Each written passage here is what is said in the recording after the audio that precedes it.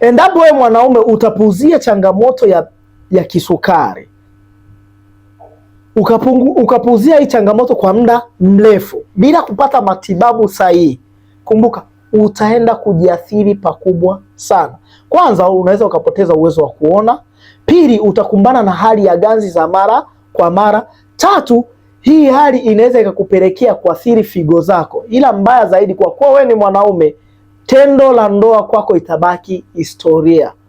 Nimekutana na wanaume wengi ambao wanalalamika juu ya tendo la ndoa, ila wanasahau kwamba sukari ndo chanzo, na nilipowatibia changamoto zao za kisukari, wao wamerudi kuwa wapya kwenye tendo la ndoa. Mwanaume, sukari ni baraa kuliko unavyofikiria.